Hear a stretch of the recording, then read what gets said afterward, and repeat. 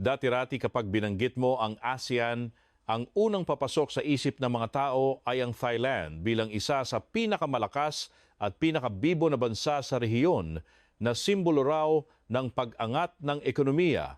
Kapag naglalakad ka sa mga abalang kalsada ng Bangkok at nakikita mo ang mga naglalakihang skyscraper na kumukutitap sa neon lights kasabay ng mga skytrain na parang mga dambuhalang ugat na nagkakabit-kabit sa lungsod at mga mall na punong-puno ng mga turistang banyaga, madali kang maniniwala na ang bansang ito ay isang makinang pang-ekonomiya na hindi matitibag.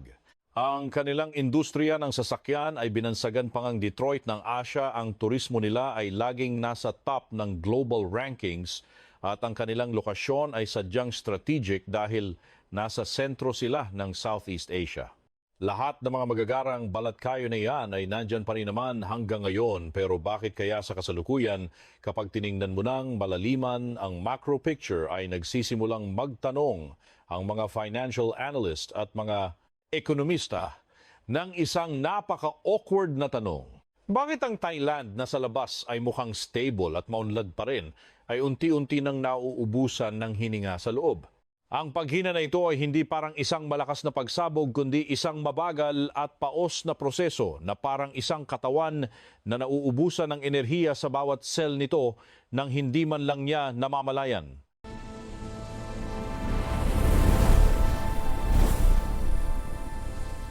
Ang pinaka-nakakatakot sa kasalukuyang paghina ng Thailand ay ang pagiging tago nito dahil sa labas ay parang normal pa rin ang lahat. Kung saan ang mga pabrika ay bukas pa ang mga ilaw, ang mga eroplano ay tuloy-tuloy ang paglapag.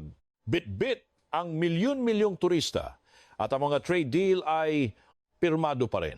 Pero sa ilalim ng lahat ng kabalahang iyan ay may nararamdamang pagbagal na hindi na katulad ng dati na parang may malalim na bara sa mismong istruktura ng kanilang ekonomiya.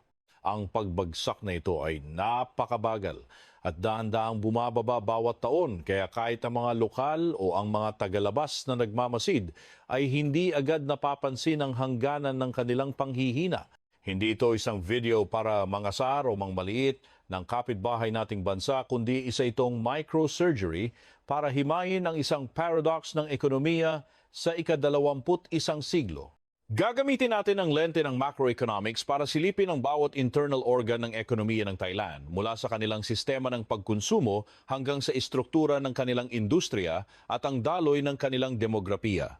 Ang layunin natin ay intindihin kung bakit ang isang bansang dating itinuturing na textbook example ng pag-unlad ay naging halimbawa na ngayon ng pagkakakulong sa sarili nilang tagumpay. Para maintindihan ang paghingal nila ngayon, kailangan nating balikan ang kasaysayan para maging patas tayo sa paghusga dahil hindi naman talaga mahina ang Thailand noong una. Sa katunayan, noong mga huling bahagi ng ika-20 siglo at simula ng ika-21 ang Thailand, ang isa sa mga pioneer sa maagang industrialisasyon at naging sobrang successful sa ASEAN. Dahil sa kanilang pagiging open-minded at matalinong pulisiya sa pag-akyat ng Foreign Direct Investment o FDI, ginawa ng gobyerno ng Thailand ang bansa bilang factory ng mundo sa maraming mahahalagang sektor.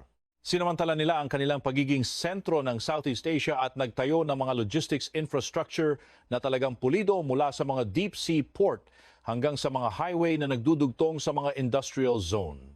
Dahil dito, ang mga dambuhalang korporasyon, lalo na mula sa Japan, ay pinili ang Thailand bilang kanilang production base kung saan ang paggawa ng sasakyan, piyesa ng electronics at pagproseso ng mga agricultural products ay nagdulot ng double-digit growth na nag-ahon sa milyon-milyong tao mula sa kahirapan at mabilis na nagpalaki sa kanilang middle class. Bukod sa matatag na industriya, mayroon pang isang higanteng money-making machine ang Thailand at ito ay ang industriya ng turismo na hindi lang basta pagpapakita ng magagandang tanawin kundi ginawa nilang isang sining ng serbisyo at isang pangunahing sektor na may kumpletong value chain mula sa aviation hanggang sa entertainment. Ang perpektong kombinasyon ng manufacturing at tourism ang nagpatingkad sa Bangkok bilang simbolo ng isang modernong ekonomiya na mas angat kaysa sa mga kapitbahay nito noong panahong iyon. Ang daming dolyar na pumasok ang kanilang foreign reserves ay tumaas at ang kanilang pera na baht ay nanatiling matatag. Kaya masasabing nagkaroon talaga ang Thailand ng isang golden age kung saan ang lahat ng macro indicators ay nagpapakita na sila na ang susunod na Asian Tiger. At dahil nga sa napakakinang na nakaraan na ito, kaya naging usap-usapan ang kanilang pagbagal ngayon dahil ang problema ng Thailand ay hindi sila naging successful, kundi dahil ang modelong nagpasikat sa kanila ay naluluma na at mas mabilis itong naluluma kaysa sa kakayahan ng buong sistema na mag-update. Ngayon, ano ba ang hitsura ng pagbulusok ng ekonomiya ng Thailand sa kasalukuyan? Hindi ito yung nakakatakot na pagguho na parang noong 1997 Tom Yum Goong financial crisis kung saan sumabog ang bubble at naparalisa ang mga bangko sa loob lang ng isang gabi. Ang pagbagsak ng Thailand ngayon ay makikita sa bilis at makina ng kanilang paglago kung saan ang International Monetary Fund o IMF ay naglabas na ng mga malungkot na taya na ang GDP growth ng Thailand ay bababa mula 2.5% noong 2024 patungong 2.1% sa 2025 at tuloy-tuloy na dulas hanggang 1.6% sa 2026. Ang World Bank ay sang-ayon din sa madilim na larawang ito dahil ang forecast nila ay 1.6% lang para sa 2026 bago man lang umangat ng bahagya sa 2.2% sa 2027. Ang mga numerong ito ay napakababa kumpara sa kanilang historical potential at hamak na mas mababa kaysa sa average ng Southeast Asia kung saan ang ibang bansa ay humahataw pa rin sa 4% hanggang 6% na growth rate. Kahit ang Bank of Thailand o BOT na siyang nagpapatakbo ng monetary policy ng bansa ay kailangang aminin ang masakit na katotohanan na ang ekonomiya nila patungong 2026 ay patuloy na lalambot. Ang domestic consumption ay halatang bumabagal at ang exports na siyang dating humihila sa kanilang ekonomiya ay bugbog na sa epekto ng global trade fragmentation at matinding kompetisyon. Ang pagbangon ng kanilang ekonomiya ay nananatiling malayo sa tunay nitong potensyal. At ang dapat nating tandaan dito ay hindi gumuho ang Thailand sa isang biglaang krisis, kundi dumaranas sila ng isang chronic stagnation o yung matagalang pagbagal na parang sakit na hindi gumagaling. Taon-taon. Sa aspeto ng macroeconomics, mas delikado at mas mahirap gamutin ang ganitong uri ng krisis kaysa sa isang short-term shock dahil hindi ito sumasabog para pilitin ng mga tao na mag-rebuild mula sa simula kundi unti-unti. Nitong inuubos ang motibasyon ng lipunan at pinapahina ang loob ng mga negosyante. Habang ang mga mamamayan ay parang nasa state na gumagalaw pa naman ang lahat pero wala nang nakikitang maliwanag na kinabukasan. Ang Thailand ngayon ay hindi parang ekonomiyang biglang namatay, kundi parang isang katawan na nakakalakad pa pero wala na talagang lakas para tumakbo sa karera. Ano nga ba ang dahilan ng talamak na pagkapagod na ito? Magsimula tayo sa mga structural break o yung mga bitak sa pundasyon, kung saan ang unang bitak at ang pinakamapanganib na sakit ay ang mababang productivity at ang sobrang bagal na structural reform. Ayon sa report ng IMF, ang mga kahinaan ng Thailand ay kinabibilangan ng mababang private investment at ang pagtigil ng pag-angat ng labor productivity kasabay pa ng pabigat na dulot ng tumatandang populasyon at ang bagal ng paglipat sa mga high-value industries. Sa macroeconomics, ang basic principle ay ang isang ekonomiya ay mananatiling malusog at lalago lang kung patuloy itong gumagawa ng mas malaking value sa bawat unit ng trabaho dahil productivity ang tanging susi para makatakas sa tinatawag na middle income trap. Pero sa Thailand, ang prosesong ito ay parang na-stuck dahil ang kanilang labor force ay hindi mabilis na lumilipat mula sa agrikultura at low-value services patungo sa mga high-tech na industriya.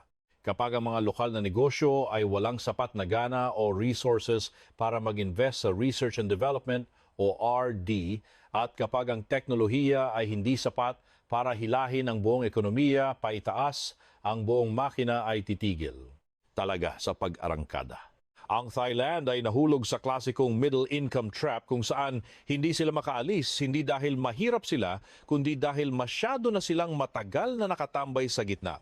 Wala na silang bentahe sa murang labor na meron ng mga bansang tulad ng Vietnam, Bangladesh o Indonesia para akitin ang mga labor-intensive industries, pero kasabay nito ay wala pa rin silang sapat na talino, core technology at creativity para makipagsabayan sa mga high-tech economies tulad ng South Korea, Taiwan o Singapore. Ang pagiging nakabitin na ito ang dahilan kung bakit ang mga export products ng Thailand ay unti-unting nawawalan ng competitive edge sa mundo at ang trahedyang ito ay pwedeng ibuod sa isang pangungusap. Hindi natatalo ang Thailand dahil mahina sila kundi dahil pinili nilang tumayo lang sa gitna ng global value chain sa loob ng napakahabang panahon. Ang pangalawang bitak na parang isang invisible na hangin na sumisira sa potensyal ng paglago ay ang mabilis na pagtanda ng populasyon na kumakain sa kinabukasan ng Thailand. Parehong itinuturing ng IMF at World Bank ang aging population bilang isa sa pinakamabigat na macro drag sa bansa dahil kung ang ekonomiya ay isang katawan, ang mga batang manggagawa ang siyang stem cells na nagre-regenerate at nagbibigay ng energy. Pero sa Thailand, ang population pyramid ay baligtad na sa bilis na nakakaalarma dahil ang birth rate ay sobrang baba habang ang life expectancy ay tumataas. Kaya ang labor force sa kanilang golden age ay hindi lang bumabagal ang pagdami, kundi nagsisimula na. Talagang lumiit. Kapag tumatanda ang populasyon, nagbabago ang usapan sa ekonomiya dahil ang pressure sa social security, healthcare, at pension ay lumalaki kaya napipilitan ng gobyerno na ilipat ang pondo mula sa infrastructure investment patungo sa welfare payments na isang obligasyon pero pumapatay sa direktang growth engine. Ang epekto ng pagtanda ay hindi lang sa budget ng gobyerno kundi binabago rin ito ang ugali ng buong ekonomiya dahil ang isang lipunang maraming matanda ay nagiging mas maingat at mas matipid para paghandaan ang pagkakasakit kaya humihina ang konsumo at bumababa ang risk-taking sa negosyo. Kapag walang mga kabataang nagtatayo ng startup o mga bagong pamilyang bumibili ng bahay at kotse, ang domestic demand ay natural na matutuyo. Para mapunan ang kakulangan sa dami ng manggagawa, dapat sana ay sobrang taas ng productivity ng bawat individual. Pero ang masaklap ay doon nga sila palpak sa unang bitak na tinalakay natin. Kaya naging isang malupit na cycle ito. Ang mga mayayamang bansa sa West o ang Japan at Korea ay tumanda lang nung nakapag-ipon na sila ng dambuhalang yaman. Pero ang pinakamalaking takot ng mga policy makers sa Thailand ay ang katotohanang tumatanda na ang bansa bago pa man ito yumaman o bago pa man maging sapat ang paglago para magkaroon ng safety net laban sa katandaan. Kung ang pagtanda ng populasyon ay parang cancer na mabagal kumalat, ang mataas na household debt naman ang parang blood clot na humaharang sa daloy ng dugo ng ekonomiya at ito ang pangatlong bitak na nagpapahina sa konsumo mula sa ugat. Ang Bank of Thailand ay paulit-ulit nang nagbibigay ng babala tungkol sa time bomb na ito dahil ayon sa Financial Stability Review, ang household debt sa Thailand ay nasa record high na 86.8% ng GDP noong ikalawang quarter ng 2025 na isa sa pinakamataas hindi lang sa Asia kundi sa buong mundo para sa isang developing economy.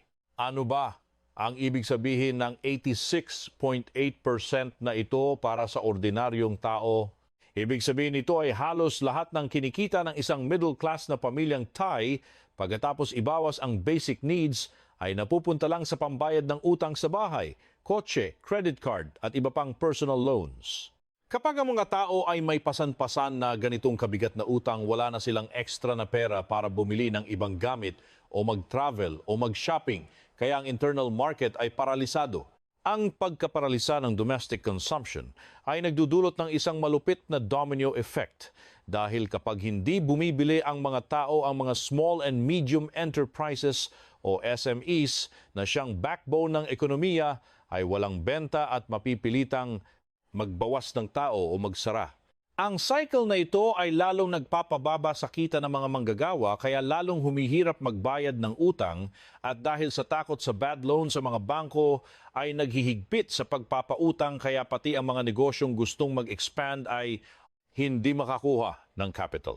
Sa labas, kapag gabi na ang mga mall sa Bangkok ay mukhang maningning pa rin, pero kung sa loob ng bawat bahay ay problemado ang mga tao dahil sa utang ang ningning na iyan, ay hindi tunay na refleksyon ng kalusugan ng ekonomiya.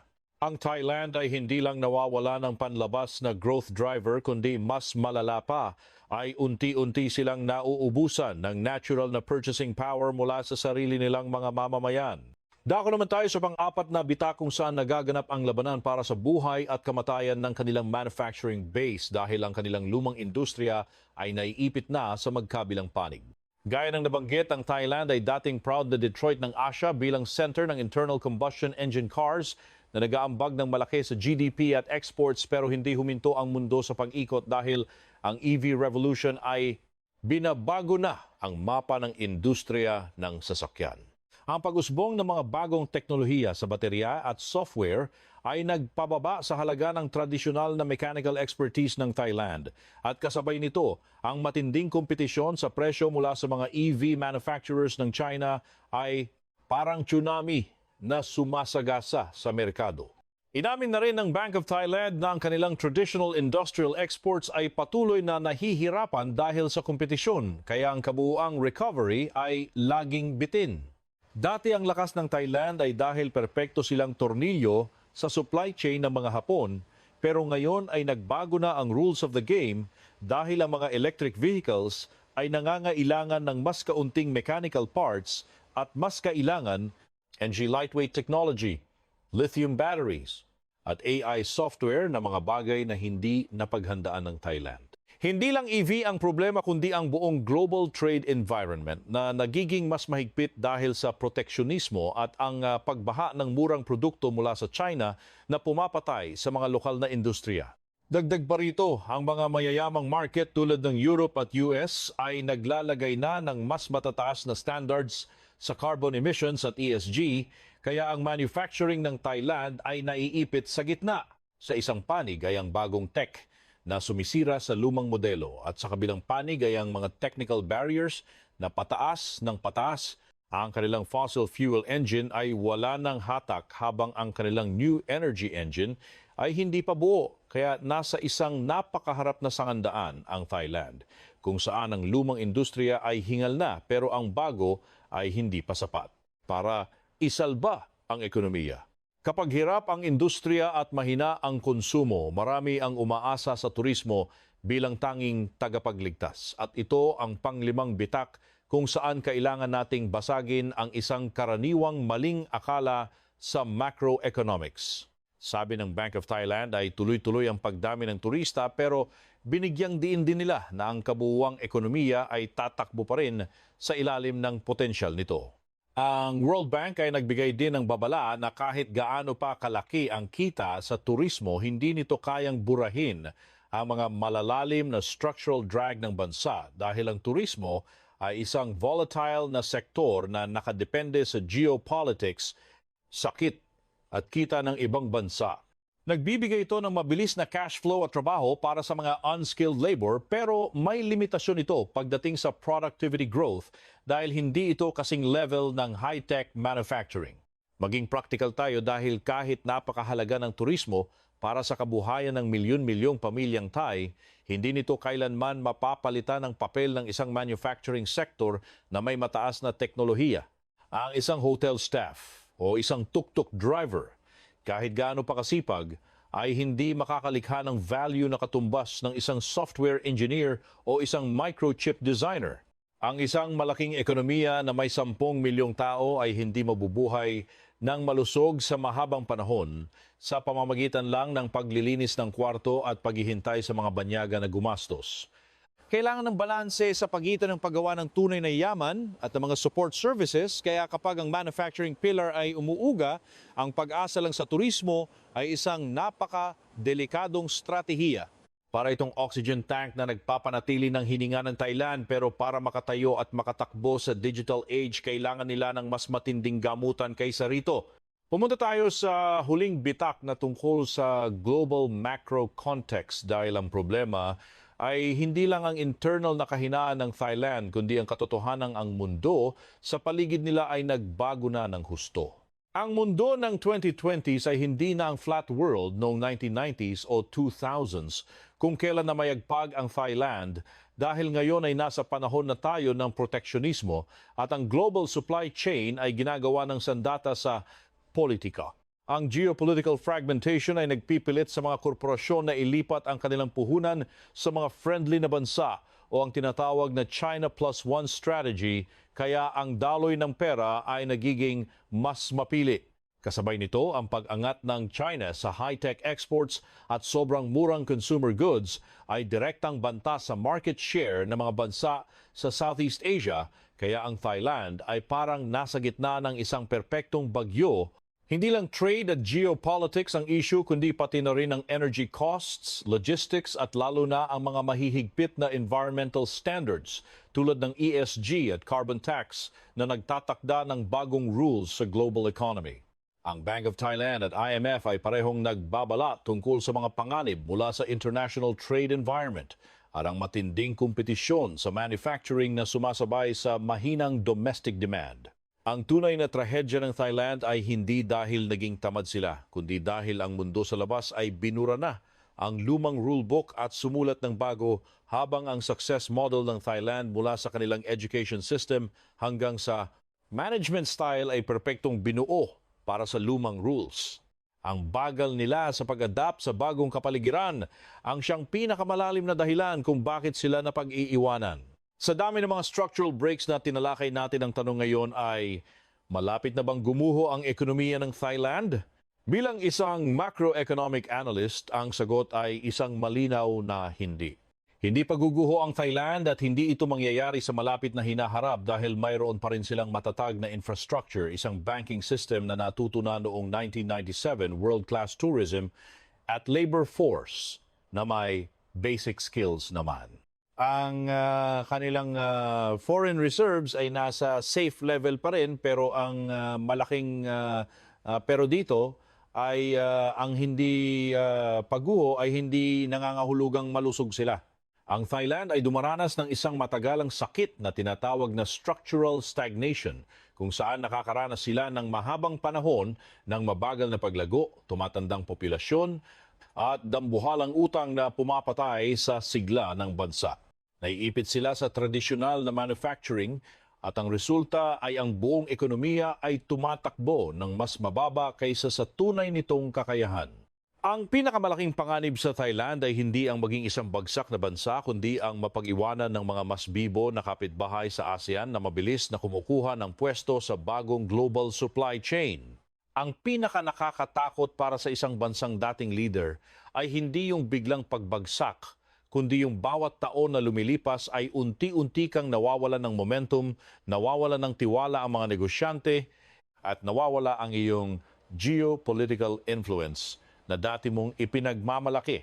Ang paghingal ng Thailand ay isang napakahalagang leksyon, hindi lang para sa kanila, kundi para sa lahat ng developing economies sa Southeast Asia. Kasama na tayo dahil pinapatunayan ito na ang bentahe mo kahapon ay pwedeng maging angkla na magpapalubog sa iyo ngayon kung ang kayabangan ay mas mananaig kaysa sa kagustuhang magbago. Ang pagkakaroon ng malakas na assembly industry at turismo ay isang achievement pero isa lang itong stopover at hindi ang final destination. Para makatakas sa middle income trap, kailangan ng bansa na sumailalim sa mga masakit na operasyon para baguhin ang daloy ng dugo mula sa pag-upgrade ng edukasyon, pagtulak sa RD digital transformation hanggang sa pag-aayos ng value chain. Kung ang gobyerno at private sector ng Thailand ay hindi magkakasundo para gawin ang mga major structural surgeries na ito, ang kinabukasan nila ay mananatiling kulay abo. Hindi papatay ang Thailand at ang mga kalsada ng Bangkok ay patuloy na aakit ng mga turista sa ganda nito, pero kung ang lumang economic model ay patuloy na kakalawangin habang ang bagong growth engine ay hindi pa rin umaandar, ang magiging bayad nito ay napakamahal. Ang unang mawawala sa mga Thai ay hindi ang kanilang kasalukuyang yaman, kundi ang kanilang papel bilang leader at inspirasyon sa ASEAN. Ang macro picture ng Thailand ngayon ay isang paalala na sa mundong hindi humihinto, sa paggalaw, ang pagtayo lang sa isang lugar ay katumbas na ng pag-atras at minsan ang pagbagsak ay hindi galing sa malakas na bagyo kundi galing sa loob ng makina na sobrang pagod na para magpatuloy. Para mas maintindihan ang core mechanism ng stagnation na ito, kailangan nating tingnan ang labor market structure ng Thailand kung saan mahigit 30% ng kanilang labor force ay nakatali pa rin sa agrikultura. Kahit sikat ang Thailand sa mga high-quality exports tulad ng bigas, goma at prutas ang ambag. Ng sektor na ito sa GDP ay mas mababa sa 10% na nagpapakita ng matinding imbalance dahil ang daming tao pero maliit ang value na nalilikha. Kapag ang isang katlo ng iyong ekonomiya ay stuck sa low productivity areas, hindi talaga bibilis ang takbo ng bansa at ang paglipat ng mga tao mula sa bukid patungo sa high-tech factories o financial services ay masyadong mabagal. Ang kanilang education system ay hindi nakakapagbigay ng sapat na skills para sa Industry 4.0, kaya ang mga taga-probinsya ay naiiwan sa labanan ng kasanayan sa buong mundo. Isa pang mahalagang indicator ay ang Private Investment Index dahil pagkatapos ng 1997 crisis, ang ugali ng mga negosyanteng Thai ay naging sobrang defensive na imbes na mag-invest sa research at bagong tech ay mas pinipili nilang itago ang pera sa safe assets o kaya ay mag-invest sa ibang bansa sa pamamagitan ng MA. Kapag ang sarili mong mga negosyante ayaw nang mag-expand sa loob ng bansa, nawawala ang puso ng economic engine at ang kakulangan sa investment sa technology ay nagpapaluma sa kanilang industrial base kaya nababawasan ang kanilang apela sa mga foreign investors na naghahanap ng mas advanced na tech hubs sa rehiyon. Ang stagnation na ito ay hindi lang basta numero sa report kundi nagpapalalim din sa sugat ng inequality dahil ang Thailand ay isa sa mga bansa na may pinakamalaking agwat sa pagitan ng mayaman at mahirap sa ASEAN. Ang yaman ay nakatutok lang sa Bangkok at ilang industrial provinces habang ang North at Northeast ay napag-iiwanan na at ang konsentrasyon ng pera sa kamay ng iilang dambuhalang monopolyo ay pumapatay sa sigla ng mga startups at SMEs. Kapag tumataas ang inequality, ang middle at lower class na siyang dapat ay malakas gumastos ang unang tinatamaan lalo na't baon sila sa utang, kaya ang domestic demand ay nasasakal mula sa ibaba pataas. Para mabura ang stagnation na ito, kailangan ng innovation, pero ang education system ng Thailand ay hirap makasabay sa digital economy dahil sa mga international tests. Tulad ng PISA, ang mga estudyanteng Thai ay laging below average sa math, science, at reading. Ang sistema na puro sa ulo at kulang sa critical thinking ay hindi makakapaglabas ng mga AI researchers o innovative entrepreneurs na kailangan ng bansa, kaya kahit may mga malalaking proyekto ang gobyerno tulad ng Eastern Economic Corridor o EEC, nahihirapan silang mag-execute dahil sa kakulangan ng talent. Ang edukasyon, ang operating system ng ekonomiya at ang OS ng Thailand ay kailangan na ng total update. Lalong nagiging klaro ang pagbagal ng Thailand kapag ikinumpara sila sa mga kapitbahay dahil ang Vietnam ay nagiging top destination na para sa electronics FDI mula sa Samsung at Apple, habang ang Indonesia naman ay ginagamit ang kanilang nickel reserves para Beijing Global Hub. NGEV batteries at ANG, Malaysia ay binubuhay ang kanilang semiconductor industry. Ang matinding kompetisyon na ito ay nangangahulugang ang FDI cake sa ASEAN ay pinaghahati-hatian na at ang matalinong kapital ay pumupunta sa mga lugar na may mas mataas na growth prospect at mas batang populasyon. Hindi na ang Thailand ang default choice gaya ng dati at ang pag-angat ng mga katunggali ay unti-unting kumakain sa kanilang posisyon sa industrial map ng rehiyon. Dahil sa dami ng problema, ang policy space ng Bank of Thailand at ng gobyerno ay nagiging sobrang sikip na parang naglalakad sa alambre dahil kung itataas nila ang interest rates para protektahan ang baht, masasakal naman ang mga negosyo at lalong bibigat ang utang ng mga pamilya. Pero kung ibababa naman nila ang rates para mag-stimulate ng growth, baka naman magkaroon ng capital flight dahil sa taas ng rates sa US at baka lalong lumaki ang mga asset bubbles. Sa panig naman ng gobyerno, wala na ring masyadong budget pagkatapos ng malalaking gastos noong COVID-19. Kaya ang mga pangako na mamigay ng cash para sa consumption ay short-term fix lang na hindi naman talaga re-resolba sa problema ng productivity. Sa kabuuan, ang macro picture ng Thailand ay isang komplikadong equation kung saan ang mga negatibong variables ay nagsasama-sama mula sa aging population hanggang sa stagnant productivity at ang pagkawasak ng tradisyonal na industriya dahil sa bagong tech. Ang katatagan ng kanilang mga bangko at ang turismo ay mga poste na nagpapanatili sa kanila pero hindi ito sapat para humataw pasulong dahil ang transition mula sa assembly-based economy patungo sa knowledge-based at green technology economy ay sobrang bagal. Ang Thailand ay parang isang gold medalist na atleta na maraming chronic injuries na hindi nagamot ng maayos pero kailangan pa rin sumabak sa pinakamahirap na karera ng bagong panahon. Sa pagtatapos ng pagsusuring ito, ang leksyon ay hindi lang panghihinayang sa nakaraang golden age, kundi isang babala na ang bawat ekonomiya kahit gaano pa kasikat ay malalaos kung hihinto sa pag-evolve. Ang Thailand ay nasa sangandaan ng kasaysayan kung saan kailangan nilang pumili kung tatanggapin ang mga masakit na reforma at gigibain ang mga lumang makina para sa bagong pundasyon ng edukasyon at teknolohiya o kung hahayaan na lang nilang dahan-dahang maging isang higanteng economic museum ang kanilang bansa kung saan ang mga tao ay pumupunta para makita ang nakaraan imbes na hanapin ang kinabukasan. Buhay pa ang ekonomiya ng Thailand pero para muling umungal na parang tigre, kailangan nila ng higit pa sa ningning ng Bangkok kundi isang bagong puso at bagong makina para sa susunod na kabanata.